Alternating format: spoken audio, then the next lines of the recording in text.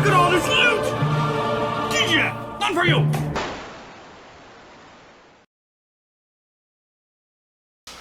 Welcome back, I'm Captain Xavier, and I am a shameless fan of getting free stuff. And what we have here is the latest in blasters that have been sent to me by bublasters.com for review, and as you can see, it is a nifty Flintlock piratey looking pistol. And, I got things to say about this, and I will get around to saying them, but first, we're gonna get some performance and some range footage, because that's the fun stuff, and I only have so much daylight. So, to the chronograph! Right, I know you love your FIPs, so, we're going to get some FIPs out of this thing and see what kind of numbers it gets. We'll put 5 shots through it. 45. It's actually better than I was expecting.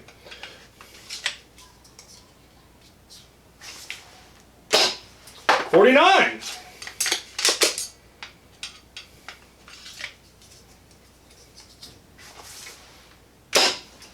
55. Getting better and better.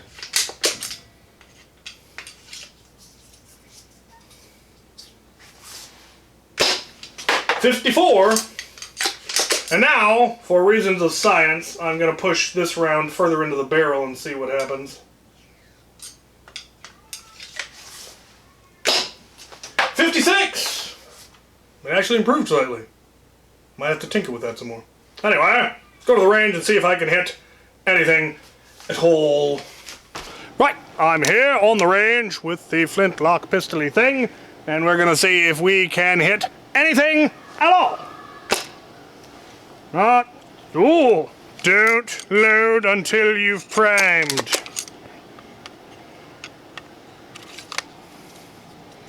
It would be bad. Well, it fired straight enough. Just doesn't quite have the power. We're gonna need to arc it in there a little bit, I think. And now I fired over.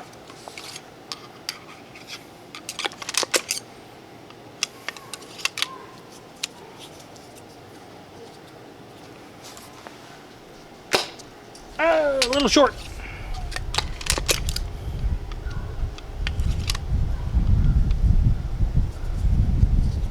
One more. Oh, short again. I've got more ammo. I'm gonna fire some regular Adventure Force rather than those FVJs it came with. I want to get a hit. I want to ping. I want to ping. Short.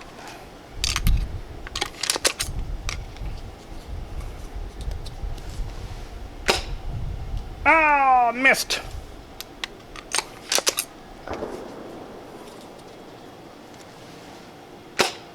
I got a hit.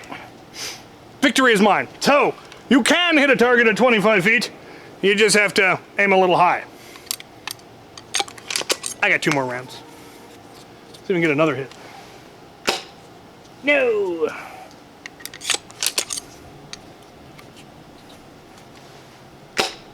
I hit 2 hits. I'll take it. Fabulous. Fabulous. All right. Let's go talk about it. Right, well, let's talk about it. Let's take a look at this flintlock looking thing. It's really quite nifty. It does... Right, let's take a look at this flintlock looking thing. First thoughts are that the plastic quality is way better. It's a really heavy, really dense plastic, and it's very thick. And the barrel is in fact metal. This thing is way heavier than I was expecting something this size to be. I was also expecting it to be much smaller. I was not expecting it to be actual replica size. So that was interesting. It does prime using a ramrod, as you saw in the firing footage. It's anodized aluminum, which is also what the barrel is. You simply push in until it clicks, and then you're ready to go. You hand load a dart in there. You can push the dart further in, but if you push it too far in, it'll get stuck, so I was just pushing it in as far as I could. You can deprime as well. That's neat. And it is, in fact, a spring-powered plunger blaster, just like any standard Nerf blaster. It has a plunger and a spring and a catch. And that's all fascinating. So for that, it's very different than the Carney Rex version that you can 3D print, which uses rubber bands and is basically just a catapult, which has about the same performance as this does. Though this one you might be able to upgrade that spring. I haven't tried. I might try at some point. But the frizzen and the hammer do in fact move and look nifty, though that's purely cosmetic. It doesn't actually do anything, of course. It can be disassembled, and if you should mistakenly load a dart in before you prime it, you may end up having to disassemble it, because there's no way to prime it once a dart's been loaded in there. And so if you cannot somehow, you know, snag the dart and pull it back out, then you will have to disassemble the blaster to get the dart out so that you can still use it. And just about every screw, bolt, nut in here is different than every other screw, nut, and bolt. There are 3 or 4 different sizes of hex screws. There are Phillips screws. These 2 Phillips screws are not the same size. These hex and the hex on this side are not the same size. These 2 are the same size, but this one up here is completely unique, though it's got a similar thread to the 2 up here, but a completely different style of head. It's weird, the variety of fasteners in this thing, but it's really fun. It's really neat. I rather like it. It does come with a bunch of other random stuff, some of which makes vague sense and some makes absolutely none. They give you iPro. That's neat. They give you 2 tiny little targets. I think it came with 10 darts, a screwdriver that does not match any of the screws on the blaster. Oh, it matches that one. And some Picatinny rail. And this is the weird one. The screw holes on here, there's one front and back, line up perfectly with the 2 on the bottom. So if you wanted bottom rail on your Flintlock pistol, you could. It also lines up perfectly with the 2 holes up here, so you could have top rail and put an optic on your Flintlock pistol. But it didn't come with the screws to attach it. So,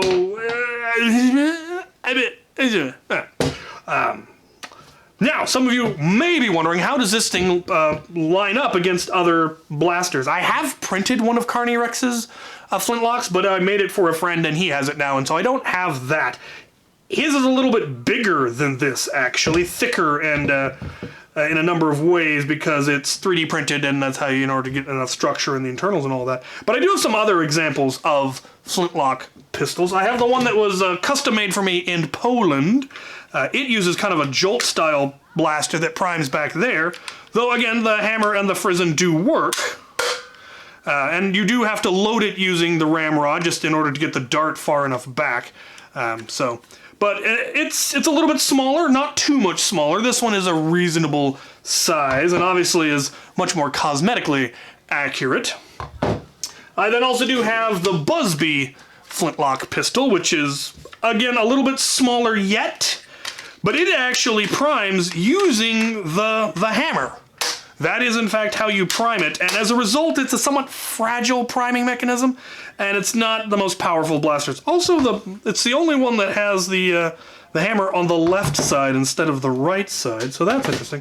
And then I recently found this one on Amazon, or somebody posted that this was on Amazon and I got one, and it's even smaller yet. Now we're getting into kind of ridiculously small, but it is hammer primed. Just primes right there, and the hammer does not do anything at all. So it's the only one that doesn't have any kind of a cosmetic moving hammer. But it has better performance than the Busby one from what I recall. But yeah, of these, this is by far my favorite, just for the aesthetics and the story behind it. But this one is definitely my second so far, because the weight and the metal and the functionality, I really do like it. I may change it cosmetically. I might paint it black. Definitely gonna put an orange barrel on it, because while it's not technically legally required, I'm not taking this thing out without an orange barrel on it, because I'm no fool. And because it threads off, it'd be very easy to take it off and tape off the thread and paint it and put it back in. So yeah, that is a super nifty pistol. The size and weight of it is what really impressed me. I was not expecting it to be that stout. And that is really, really cool. The metal barrel, all of that. I will be trying, I will look into upgrading the spring. I would be amazed if it would take K26, but I will probably try it at some point. I definitely will try a heavier spring, and at the very least try to improve the seals, because I think it's definitely not the most efficient of systems, and I think it could be getting much better performance than it is, honestly. So I will be looking into that. But if you're looking for some kind of a flintlock piratey pistol, this one is really very robust and impressive. So the link to it will be down in the description if you should be looking for something like this. My thanks to BU Blasters for sending it, and my thanks to you guys for watching. Yarr and stuff.